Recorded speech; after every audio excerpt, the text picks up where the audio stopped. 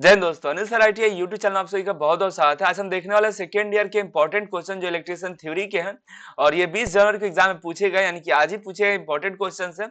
इसको पूरे डिटेल में देखने वाला है कौन कौन से प्रश्न थे जो बच्चों ने एग्जाम देकर आया तो उन्होंने हमें भेजा है। और अगर आपने अभी तक Anil sir IT Telegram channel को नहीं ज्वाइन किया तो टेलीग्राम चैनल को ज्वाइन कर लीजिए। Anil sir IT YouTube channel के नाम से है। साथ ही डिस्क्रिप्शन में आपको लिंक दे देंगे व्हाट्सएप ग्रुप का, तो व्हाट्सएप ग्रुप भी ज्वाइन कर लीजिएगा। इसके पहले जो क्वेश्चन पूछे गए हैं वो चैनल पर अपलोड है, तो चैनल में विजिट करिए और देख लीजिए आपके लिए जो इंपॉर्टेंट क्वेश्चन है वो अपलोडेड है।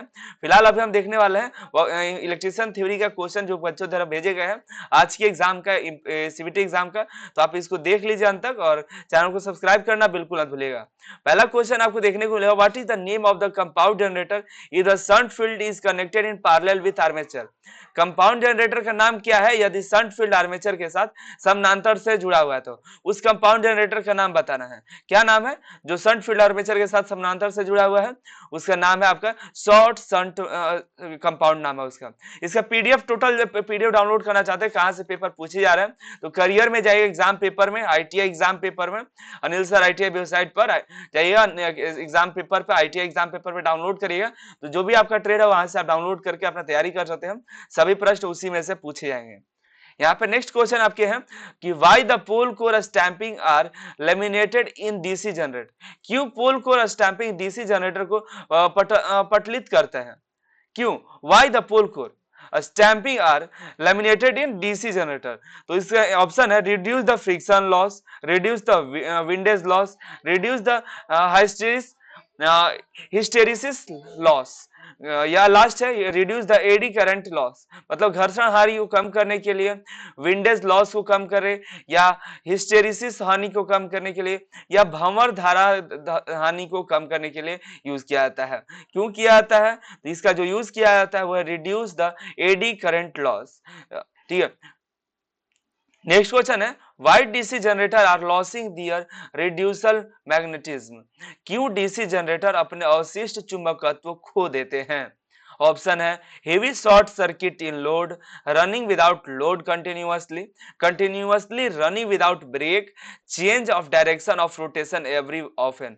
मतलब क्यों डीसी जनरेटर अपने अवशिष्ट चुंबकत्व खो देते हैं? तो क्यों भार में भारी शॉर्ट सर्किट की वजह से, या बिना लोड के लगातार चल रहा है इसलिए, या बिना रुके ही लगातार चलने की वजह से, या रोटेशन की दिशा अक्सर बदलती है जिसकी वजह से ये अवशिष्ट चुंबकत्व खो देता है। आखिर क्यों?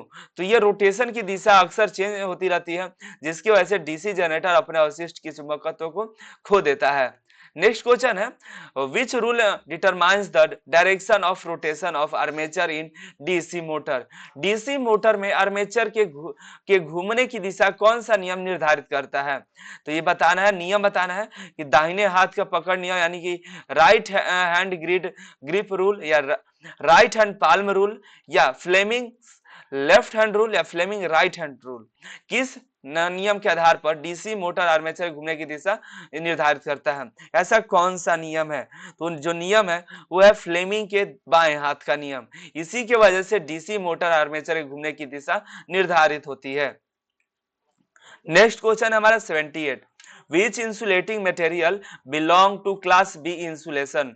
कौन सी कुचालक सामग्री श्रेणी बी के कुचालक की है? श्रेणी बी की कुचालक सामग्री श्रेणी कौन सी है? क्या वो कपास है, बांस है, फाइबर ग्लास है, या चमड़े का कागज है? वो कौन सा है? तो फाइबर ग्लास जो है कुचालक सामग्री श्रेणी बी के कुचालक है।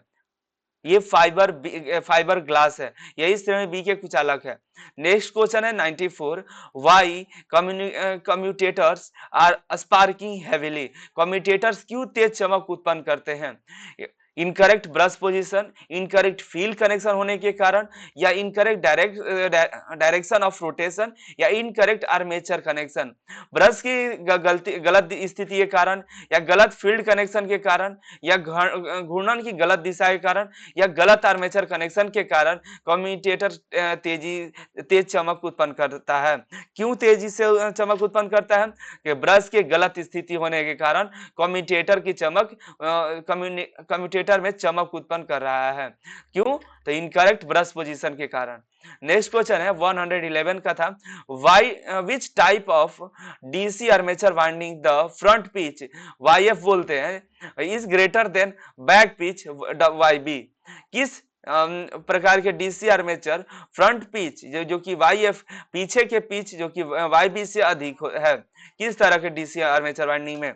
देखिए आपके पास है lap winding, web winding, progressive winding या रेस्ट्रोग्रेसिव वाइंडिंग। चार वाइंडिंग है, जिसमें से किस वाइंडिंग की बात हो रही है यहाँ पे?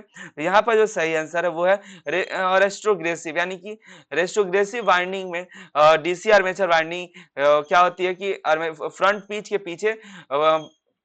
पीछे की बीच से अधिक होती है रेस्ट्रोग्रेसिव वाइंडिंग में। नेक्स्ट क्वेश्चन की तरह चले हमारा, what is the speed if field winding of A DC shunt motor is in open circuit? यदि डीसी शंट मोटर की फील्ड वाइंडिंग ओपन सर्किट में है तो गति क्या है? तो यहाँ गति बताना क्या है, क्या चलना बंद हो जाएगा या मोटर सामान्य रूप से चलती है या धीमी गति से चलती है या आपका बहुत तेज गति में चलती है? यदि डीसी शंट मोटर की फील्ड वाइंडिंग ओपन सर्किट में है तो गति जो होगी बहुत तेज गति से चलती रह जाएगी। यहाँ पे जो सही आंसर है run is very heavily speed, तो डीसी जनरेटर की स्पीड जो है बहुत तेजी से काम करने लगेगी। नेक्स्ट क्वेश्चन है 135, what is the phase displacement between winding in three phase motor? Three phase motor में वाइंडिंग के कला का विस्थापन कितना होता है? 90 डिग्री है, 120 डिग्री है या 180 या 360 डिग्री? तो थ्री फेज मोटर की वाइंडिंग के बीच जो डिस्प्लेसमेंट होता है वो होता है 120 डिग्री का, 120 डिग्री का डिस्प्लेसमेंट होता है। नेक्स्ट क्वेश्चन देखिए, विच type of AC single phase motor is classified under commutator motor type? AC single phase motor किस प्रकार को कम्यूटेटर मोटर प्रकार के तहत वर्गीकृत किया गया है? तो एसी सिंगल फेज मोटर किस प्रकार के कम्यूटेटर मोटर प्रकार के तहत वर्गीकृत किया गया है? तो आपके पास ऑप्शन है स्टेपर मोटर, रेपल्सन मोटर या shaded pole motor, permanent capacitor motor. चार ऑप्शन है, इसमें से किस मोटर एसी सिंगल फेज प्रकार को कम्यूटेटर मोटर प्रकार के तहत वर्गीकृत किया गया है? तो यहाँ पर आपका प्रतिकर्षण मोटर यानी कि रिपल्सन मोटर के प्रकार को कम्यूटेटर मोटर प्रकार के तहत वर्गीकृत किया गया है, वो जो आंसर है रिपल्सन मोटर। नेक्स्ट क्वेश्चन है, how many character are in hexadecimal number system? Hexadecimal number system में कितने नंबर होते हैं, कितने कैरेक्टर्स होते हैं? तो कैरेक्टर की संख्या 16 होती है हेक्साडेसिमल में। डेसिमल में संख्या कितनी होती है नीचे कमेंट करके बताइए। हेक्सा तो 16 होता है, डेसिमल में आपको कितने होते हैं नीचे कमेंट करके जरूर बताइएगा। नेक्स्ट क्वेश्चन है आपका 36, which logic gate refers the truth table? Truth table में लॉजिक गेट बताना है कौन सा है? तो यहाँ पर देखिए ए और प्लस बी, ए प्लस बी है, तो ये किस में है? एंड, नॉट, नॉर और एंड में है। ये है नॉर दर्शा रहा है, ये जो लॉजिक गेट दर्शाता है वो है NOR gate, NOR gate, NOR gate बोलते हैं। नेक्स्ट क्वेश्चन की तरफ चले हमारा, ये आया था which circuit is essential to maintain oscillation और wave in a oscillator circuit? दोलक सर्किट में दोलन या तरंगों को बनाए रखने के लिए कौन सा सर्किट आवश्यक है? तो rectifier with filter, voltage multiplier, negative feedback या पॉजिटिव फीडबैक? तो कौन सा है वो बताना है। तो यहाँ पर आपका जो पॉजिटिव फीडबैक है, दोलक सर्किट में दोलन तरंग बनाए रखने के लिए पॉजिटिव फीडबैक बहुत जरूरी है, पॉजिटिव बहुत जरूरी होता है यहाँ पे। नेक्स्ट क्वेश्चन है, what is the effect of pinch of voltage in JFET? JFET में पिंच ऑफ वोल्टेज का क्या प्रभाव है? कोई रिक्तिकरण क्षेत्र मौजूद नहीं है, ड्रेन करंट शून्य हो जाता है या रिवर्स बायस वोल्टेज शून्य हो जाता है या चैनल की चौड़ाई का अधिकतम मान है? तो यहाँ पे सही क्या है, वो है आपका ड्रेन करंट शून्य हो जाने का JFET में पिच ऑफ वोल्टेज पर प्रभाव पड़ता है।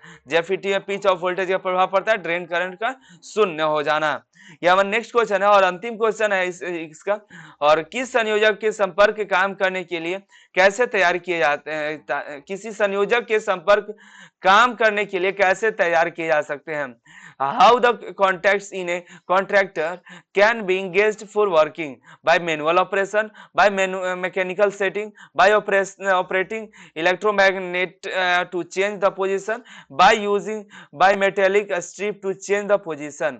तो कब होता है कैसे तैयार किए जाते हैं, तो ये जो तैयार किए जाते हैं by operating electromagnet to change the position, ये जो किसी संयोजक के काम संपर्क करने के लिए तैयार किए जाते हैं, स्थिति को बदलने के लिए विद्युत चुंबक का संचालन करके क्या आता है। इतने ये क्वेश्चन आते हैं, टोटल क्वेश्चन 50 आते हैं आपके एग्जाम में।